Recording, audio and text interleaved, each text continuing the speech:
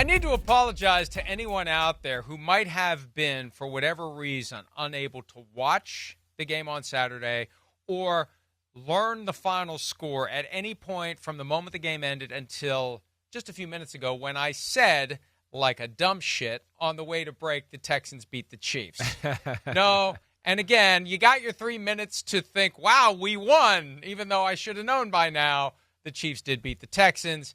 The Chiefs beat everyone when the postseason rolls around. The floor for Patrick Mahomes in 7 prior seasons as a starter is losing in the AFC Championship game. It is incredible. And it was another one where it felt like the Chiefs could be had. It's been the story of the whole season. Hey, they could be had. Hey, they could be had. Yeah, but when it really matters, they're going to smack you down. It's almost like they're just messing with you. Cat and mouse. Oh, you think you got it? You think you got it? Oh, that's good. Good for you. Good for you. Whoa. Yeah. Done. Yeah. You heard me say, right? You play the Chiefs, you might control the game, but the Chiefs control the moments. That's what it is. Every time you go, oh, this is they're in fringe field goal range. They got a big play. Oh, they got sacked. Oh, now they're punting. Oh, they're going to kick a field goal to make things. Oh, they missed it. And now they gave the short field to the Chiefs. They went down and score, right? That's where the Chiefs are brilliant. They really are. They just find ways to win football games and play their best in the biggest situations. The Buffalo Bills are showing that a little too, and that's why that's going to be interesting next week because they both have that, but the Chiefs are the kings of it. Yeah, I mean, you said it right, Mike. I mean, that was a game there where it felt like the Texans out-hit them, out-physicaled them for a period of the football game, and you were sitting there going, hey, they're outplaying them. They are. But back to the discussion of what I've heard from Bill Belichick in the past, and we've talked about, sometimes it's not win the game, it's sometimes just don't do the things that make you lose the game. And the Chiefs kind of have that way of like, hey, let's just play a toe-to-toe battle. And we think as we sit here, you'll mess up in all the big moments, and we're Captain Clutch, and we'll come through, and they do it again. And it's just unreal to watch them do it. 336 yards gained by the Texans, 212 by the Chiefs. Patrick Mahomes threw for 177, and all but 60 of them went to Travis Kelce, which is good. Playoff Kelce shows up.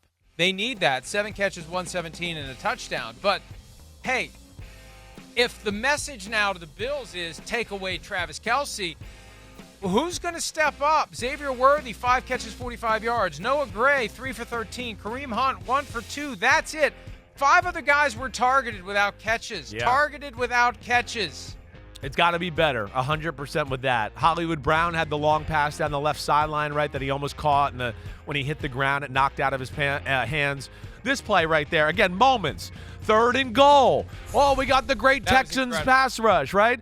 I mean, again, Patrick Mahomes is so amazing now that when he throws balls vertically with no limbs on the ground, and it's horizontally. Yeah, horizontally, excuse me. He jumped up vertically and then ends up horizontally, right? Good save. He still throws the ball. That throw, like if we could rewind that again and just show that. I mean, that's a 20-yard throw as you're falling, and he puts it on the money. And we just go, oh, yeah, well, that's what Patrick Mahomes does. Like, what? Like, nobody does this crap. Nobody. Who has the guts and the kahunas to even throw that ball with Azeez Al-Shaair right there, too? That's what's incredible.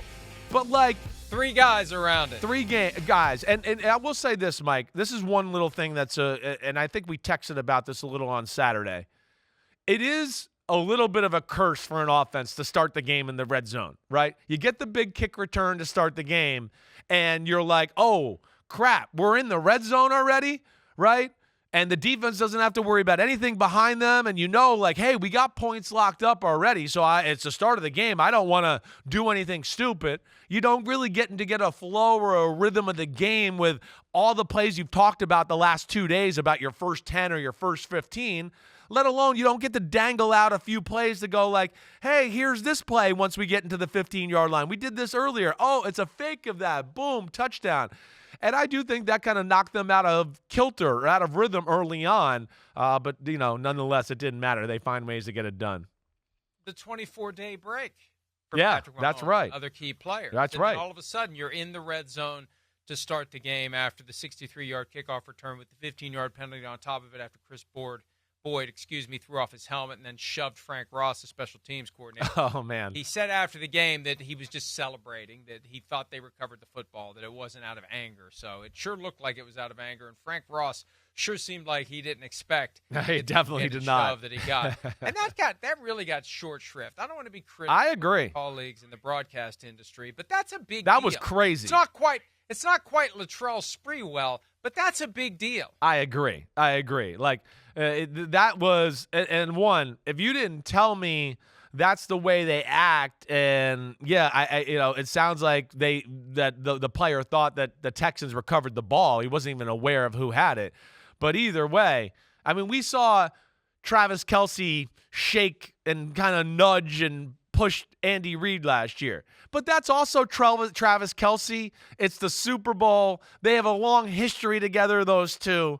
They know each other.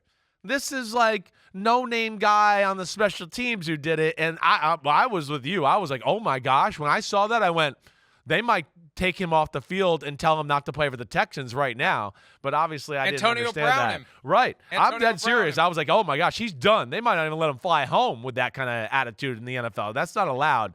But obviously, there was more to it. And the guys calling the game knew what we knew. That's the thing. They weren't in on this. Here's the great irony, if irony is the right word here. The guy who was so disturbed by Randy Moss pretending to rub his butt on the goalpost was completely unbothered by what we saw when Chris Boyd shoved Frank Ross. I just thought that was an interesting contrast, nearly 20 years to the day later. Hi, it's Mike Florio. Thanks for watching PFT on YouTube. Hit subscribe for the latest news and analysis from Pro Football Talk.